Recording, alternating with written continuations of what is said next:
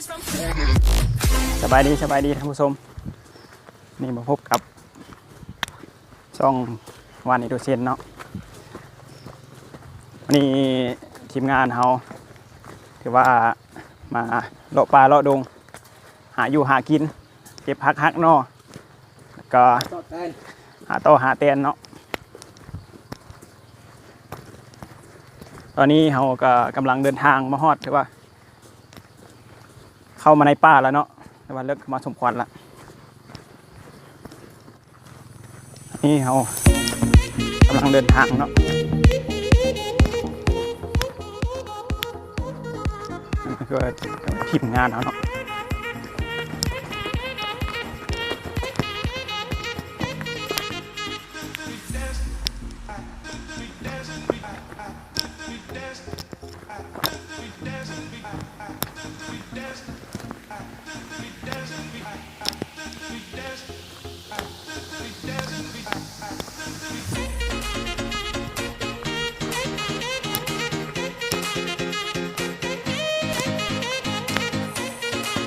แล้วนี่เป็นป่าผาหินหน่อยนะผาหินเลยล่ะ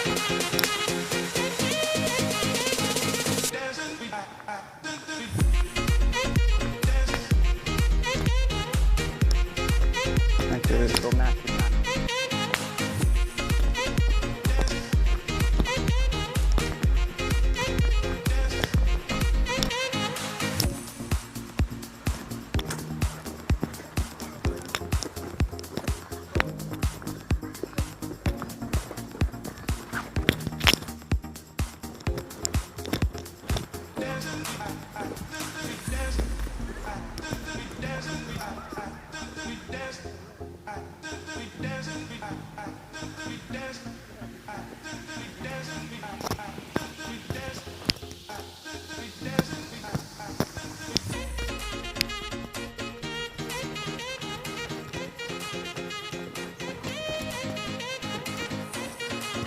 ไม่ได้ใช่เมื่อยบ่โอ้เมื่อยอากาศเริ่มร้อนนะครับ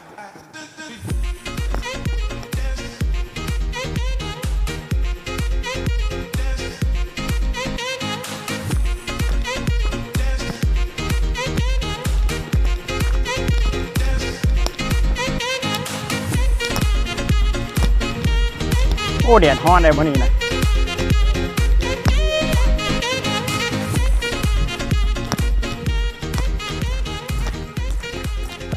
ขึ้นมาในพักหนึ่งแล้วเนาะจุ๊บเนาะวิวทัศน์ธรรมชาติสวยงามอะไร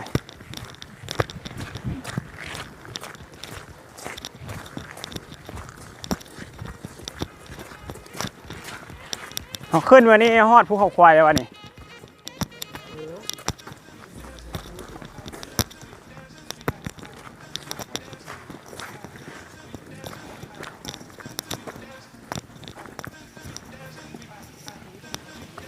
เป็นผาหินธรรมชาติโอ้เหมือนอะไรเอาพิธีกรท่านน่ะพิธีกรเซลายนะพิธีกร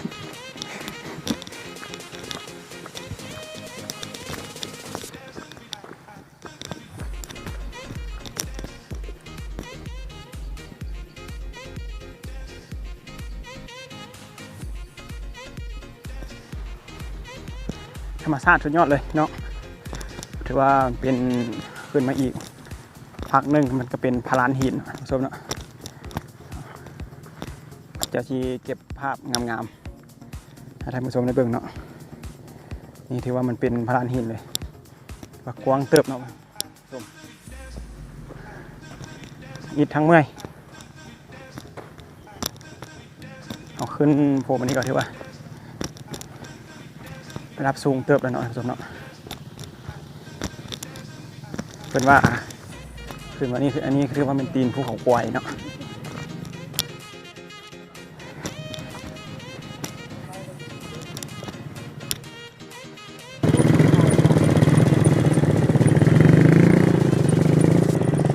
ว่ารถก็สามารถขึ้นมาได้นะครับท่านผู้ชมเนาะแต่ว่าเป็นพ่อแม่พันธุ์ชนที่ว่าอายุหากินนะมาส่ง แต่ปีนภูปีนผาบ่ได้นะอันว่าปีนกงไม้บ่ได้ชื่อรถนี่เนาะ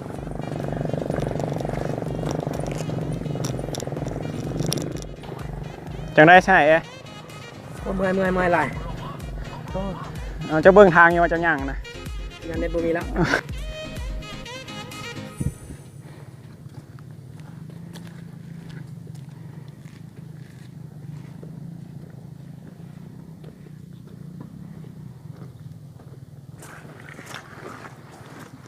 โอ้น้ำนี่เย็นดีเนาะ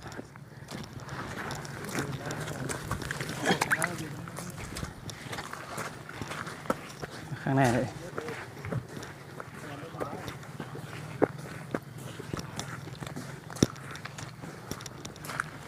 โอ้ตอนนี้คือเรียกว่าบิดพาหินมาแล้วนะท่านผู้ชมเนาะ ยังวะโอ้ยังเอา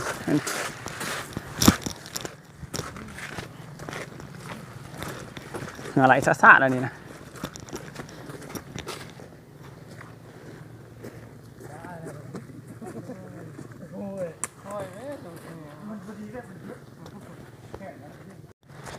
เอาเนาะผสมหรือว่าตอนนี้เขาขึ้นมาสูงถึงระดับหน้าน้ำทะเล 3,600 กิโลเมตรนี่ก็เป็นการคาดเดา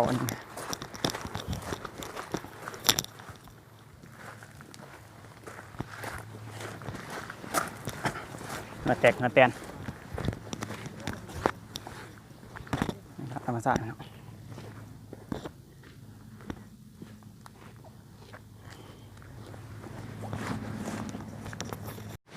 อันนี้ถือว่าเป็นหินอ่องเดียวเนาะคุณผู้ชมธรรมชาติสวยสดงดงามเพิ่นเอิ้นว่าตีนภูเขาควายเนาะตีนภูเขาควายแถวจักบ้านอย่างบ่แถวเมืองปากเงื่อมเนาะคุณผู้ชมเนาะภาพธรรมชาติสวยสดงดงาม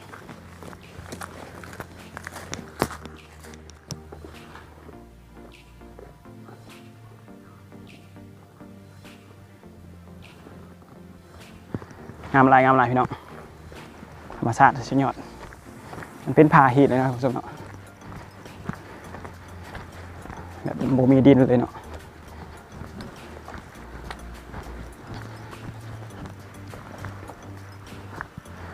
จังได้ทีมงานเขาเมื่อยหลายปลาน้ำเนาะเฮือเนาะใส่แล้วได้วีได้ถ้าสะพุดมานี่วีบุทวีก็ได้ใช่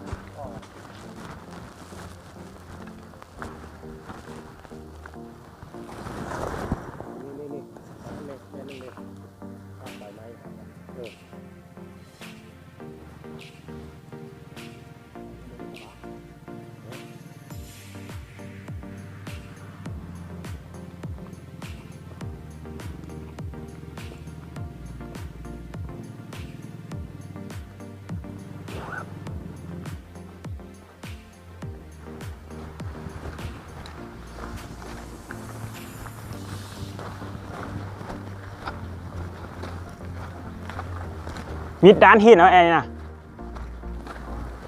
ยังวะยังมีอีกวะโอ้ท่านผู้ชมแล้วเข้ามานี่มันมืดเลยเนาะแล้วฝนจิตกแล้วประจักษ์นี่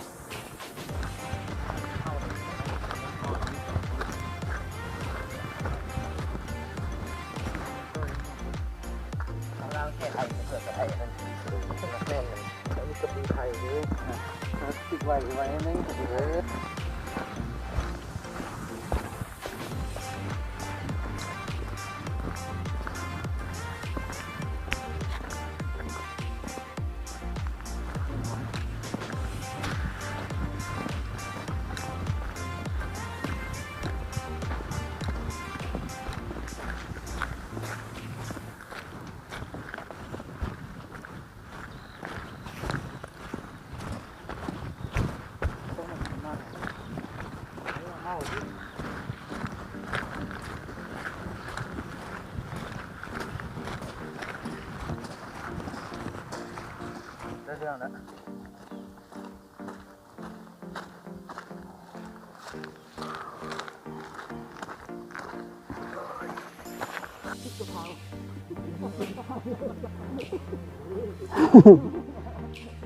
อันนี้ยิงเลิกเลยนี่โอ้เมื่อไรพี่น้องเมื่อไรเอาขอบใจเด้อพี่น้องขอบใจเด้อเมื่อไรพี่น้อง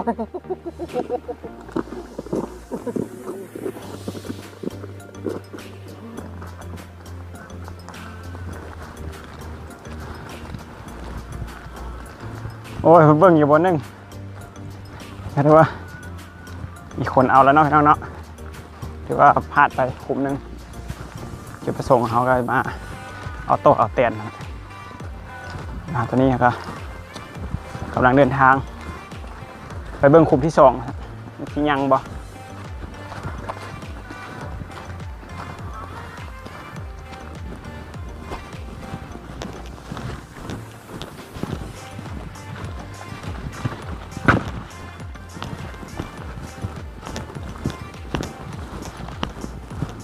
ตอนนี้ก็ถือว่าเราหอดป่าโนนไล่เนาะหน่อไม้หน่อไม้เนาะยอม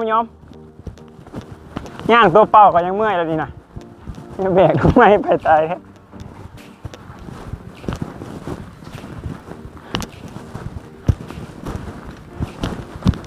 มันนะวักลายไว้หน่อไม้นะ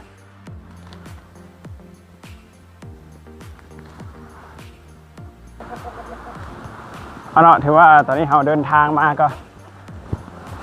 ตัวมาเจอกับน้ำเนาะกล้องถ่ายรูปอยู่อันนี้จะเป็นตาดน้อยตาดใจเด้อขอบใจเด้อใจหลายเด้อ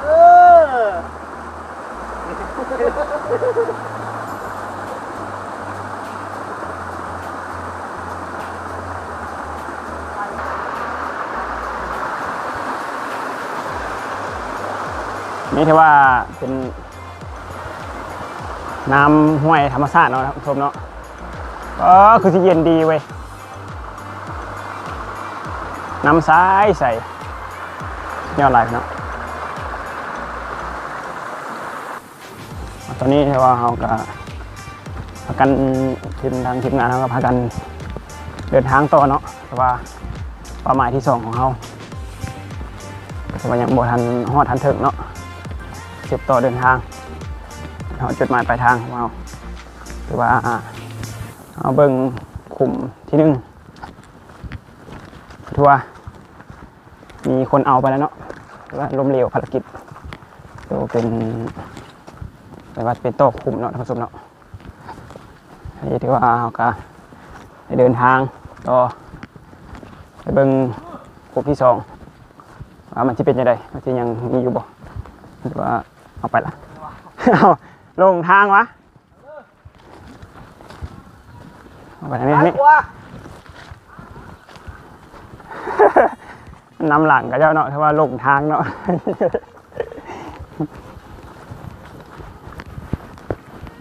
ผ่านเขาไปก่อนบูมีท่าสิบอกไม่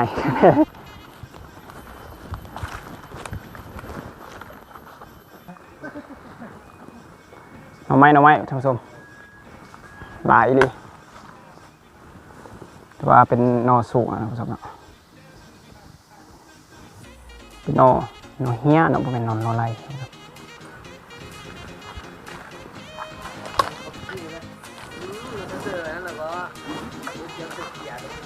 เยี่ยมตะเกียบ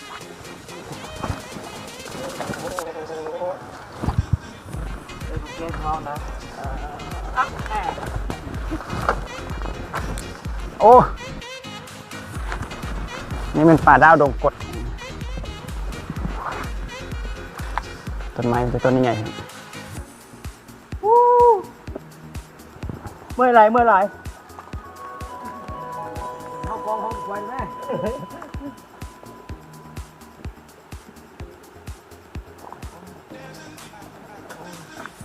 ไหวแล้วน้องเอ้ยเมื่อยลาย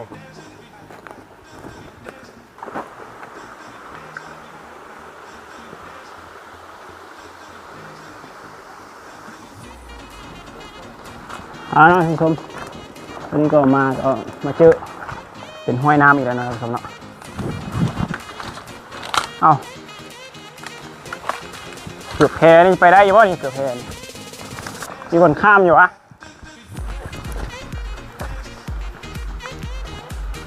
โอ้น้ำใสพี่น้องธรรมชาติ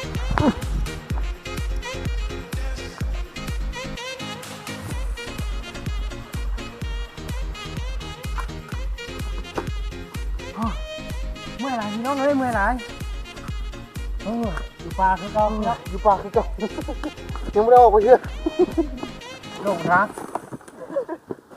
ไม่ได้ออกอย่างนั้นหลงทางไปยังเผาผ่านพลังงานเผาผ่านไขมันพอพิษเหล้าเอามาคืนนี้พิษเหล้าหลาย